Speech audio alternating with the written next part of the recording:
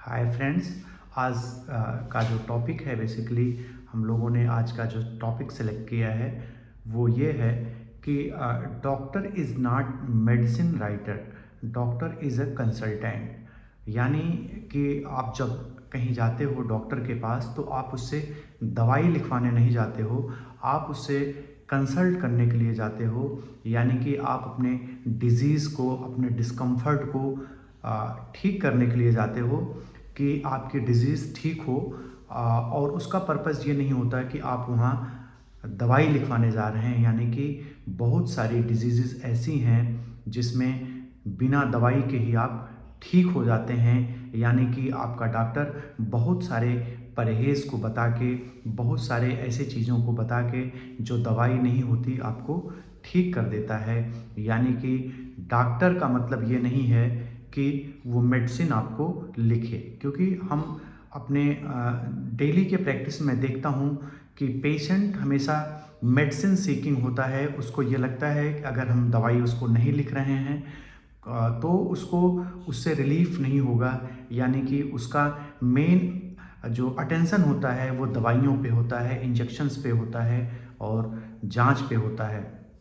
यानी कि ये है कि अगर आपका डॉक्टर आपको सलाह देके ठीक कर देता है तो इसका मतलब ये नहीं है कि आप उस पर ट्रस्ट ना करें। आपको उसके ऊपर, उस डॉक्टर के ऊपर आपको ट्रस्ट करना चाहिए।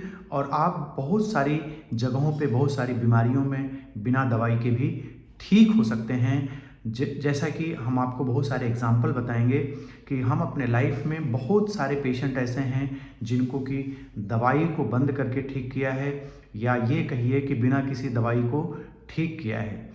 तो देखिए मित्रों, सबसे बड़ी जो इम्पोर्टेंट बात यह है कि जो मेडिसिन होता है, मेडिसिन का अपना एक पार्ट होता है।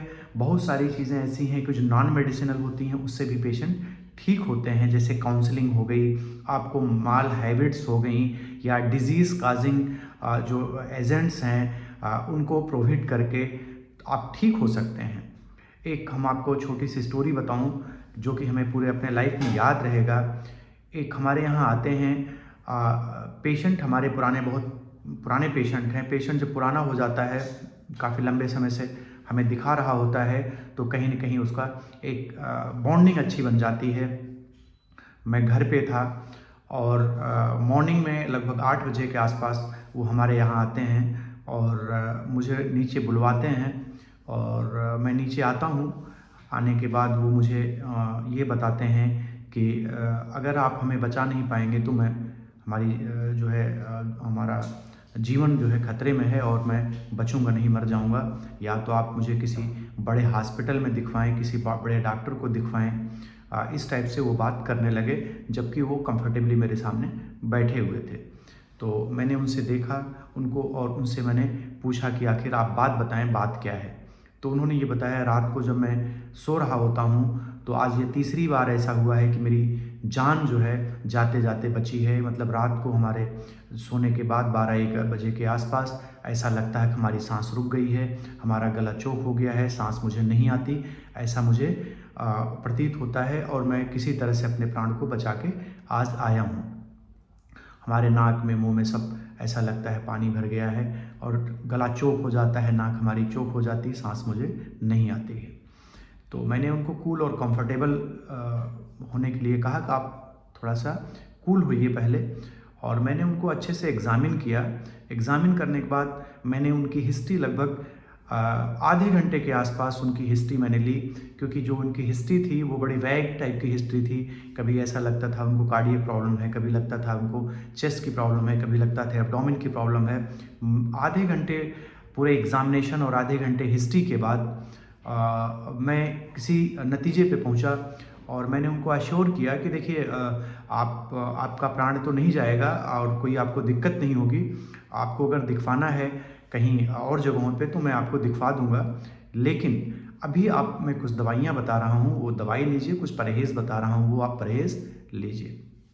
बेसिकली दवाई तो उनको केवल हमें एक एश्योरेंस देना था ताकि उनको थोड़ा सा अंदर से बल मिले।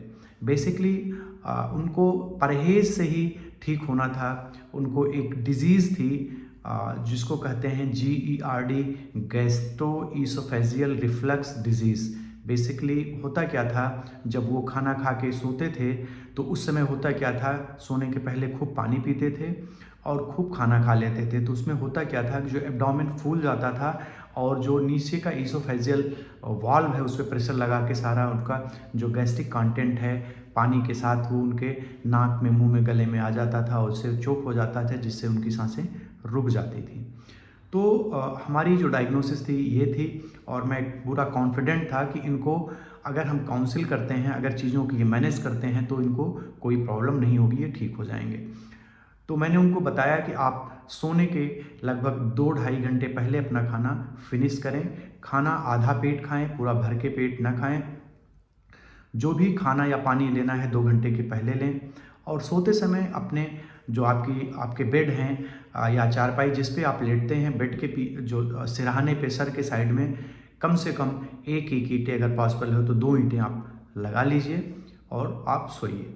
उनको मैंने 2 टैबलेट लिख दी कि आप ये टैबलेट भी आप ले सकते हैं और मैंने उनको काउंसिल किया, उनको समझाया, उनको बताया। उसके बाद वो चले गए।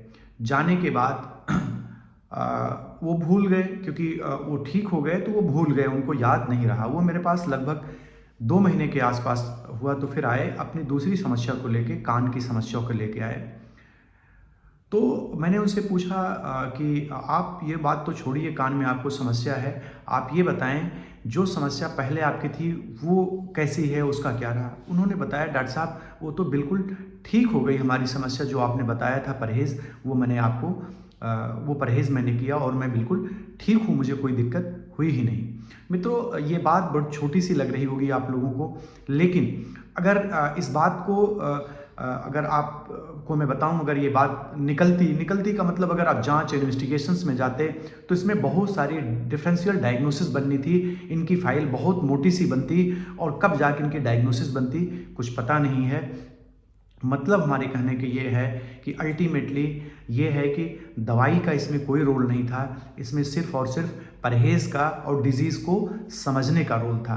तो हमारे कहने के मतलब हमारे बहुत सारे पेशेंट जो हमारे साथ जुड़े हुए हैं, यूट्यूब से बहुत सारे लोगों का क्वेश्चन आता है, डॉक्टर साहब आप मेडिसिन भी बताइए, आप मेडिसिन का पार्ट ज़्यादा रखिए। क्योंकि देखिए, जब डॉक्टर है तो जो पेशेंट है उसका सीधा सा इंटेंशन ये होता है कि ये मेरे को कोई टैबलेट बता दें, कोई सिरप बता दें, कोई ये बता दें जिससे कि हम ठीक हो जाएं। देखिए, डॉक्टर का मतलब आपको प्रॉपरली एजुकेट करना है, डिजीज़ के बारे में आपको समझा देना है। विश्वास मानिए, बहुत सारे डिजीज़ेज़ हैं जहां दवाई का कोई रोल नहीं है, बहुत लिमिटेड डिजीज़ेज़ हैं, लिमिटेड जगहों पे दवाई का रोल है, ज़्यादा दवाइयों का रोल नहीं है। तो आप लोग इस बात से बिल्कुल निश्चिंत रहें, क्योंकि हमने बहुत सारे पेशेंटों को देखा है, अगर दवाई हम उनको कम लिखते हैं या दवाई नहीं लिखना पसंद करते तो वो उससे उनको ऐसा लगता है कि मैं ठीक नहीं होऊंगा या उनको कॉन्फिडेंस नहीं आता है। एक बार की और मैं घटना बताऊं छोटी सी, कि एक पेशेंट था, उसको ड्राई कफ था, बहुत समय, लंबे समय से बहुत सारी दवाइयों को ले चुका था। मैंने बहुत एग्जामिन किया, सब कुछ किया, उसके बाद मैंने उसको देखा तो एक छोटी सी उसको चूसने वाली टैबलेट मैंने लिख दिया। हमने कहा 3 दिन के बाद आप मुझे दिखाइएगा। संजोग से उस समय हमारे साथ हमारे फादर भी बैठे थे, उन्होंने कहा कि आपने एक टैबलेट लिख दिया, ये पेशेंट कितने दिन से परेशान है। तो हमने कहा कि हमारी डायग्नोसिस जो मुझे लग रही है इससे ठीक हो जाएगा। वो पेशेंट गया मेडिकल स्टोर से दवाई ली, मेडिकल स्टोर वाला पर्चा लेके मेरे पास आया कि डॉक्टर साहब आपने तो इसको कोई दवाई नहीं लिखी है। आप उसको ऐसा लगा कि डॉक्टर साहब भूल गए हैं कोई दवाई लिखना। तो मैंने उससे बताया, नहीं, मैंने जानबूझ के समझ के मैंने दवाई लिखी है और इससे मेरे हिसाब से ठीक हो जाना चाहिए। पेशेंट को भी ट्रस्ट नहीं था। हमने कहा 3 दिन के बाद आप ज़रूर दिखाइएगा, अगर इससे रिलीफ नहीं होगा तो मैं आपको दवाइयाँ और जाँच और लिखूँगा। 3 दिन बाद पेशेंट आया और बिल्कुल क्वाइट फिट था, बिल्कुल नॉर्मल था। उसकी जो डायग्नोसिस थी बेसिकली इरिटेशन की वजह से, थ्रॉट इरिटेशन की वजह से थी। उसको कुछ था नहीं, बार बार उसको थ्रॉट में फील हो रहा था, जिससे उसको ड्राई कफ हो रहा था और वो पेशेंट कम्प्लीटली ठीक हो गया। उसको किसी दवाई की ज़रूरत नहीं थी, क्योंकि वो 2-3 महीने से बहुत सारी एंटीबायोटिक्स, दवाइयाँ, एक्सरे सारा उसके पास था ही, कुछ बचा नहीं था। तो वो पेशेंट ठीक हो गया, तो वहाँ भी कोई दवाई की ज़रूरत नहीं थी। मैं आपको बहुत सारी केसेस के बारे में बताऊँ, मैं एक वीडियो अभी आपको जल्दी बना के अपलोड करूँगा। आप लोग सुनेंगे तो बहुत सरप्राइज हो जाएंगे कि बिना दवाई का कैसे लोग ठीक होते हैं, या दवाई का रोल बहुत लिमिटेड जगहों पे कैसे है।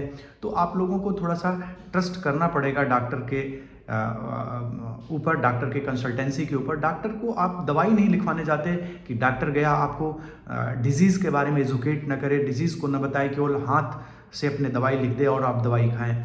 तो न तो आप प्रॉपर्ली ठीक होंगे, न तो उसका कोई मीनिंग निकलता है। तो कभी आपका डॉक्टर जब आपको काउंसिल करता है, आपको बताता है, डिजीज़ के बारे में समझाता है, तो आपको उसको समझना चाहिए और ज़्यादा दवाई न खाने की चेष्टा करनी चाहिए। क्योंकि हम बहुत बार मैं देखता हूँ सारे लोगों का यही क्वेश्चन होता है कि डॉक्टर साहब आप दवाई कम बताते हैं, दवाई आपको बताना चाहिए।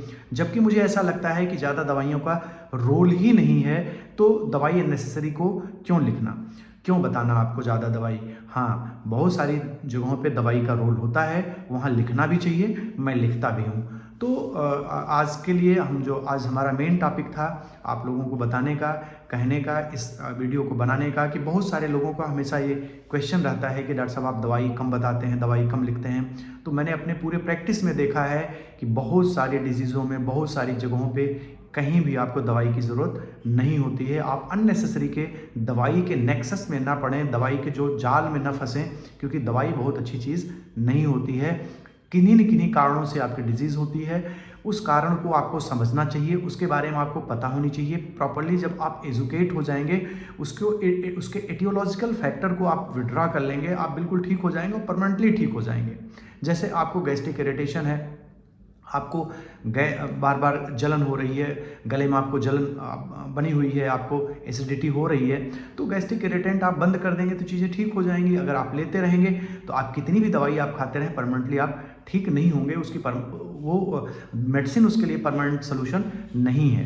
तो आप चीज़ों को समझें। आज का हमारा ये जो टॉपिक है केवल आपको बताने के लिए था कि डिजीज़ जो होती है उसका कोई कॉज होता है, कॉज को समझना और कॉज को हटाना सबसे पहली प्राथमिकता होती है। उसके बाद सेकंड नंबर पे आती है कि आप उसको मेडिसिन से करेक्ट करें। मेडिसिन आपको असिस्ट करती है, आपको हेल्प करती है। तो आज का हमारा टॉपिक बस यहीं तक। अगर आपका कोई क्वेश्चन हो, कोई क्वेरी हो, तो आप डिस्कस कर सकते हैं। आपका दिन शुभ और मंगलमय हो। Thank you so much.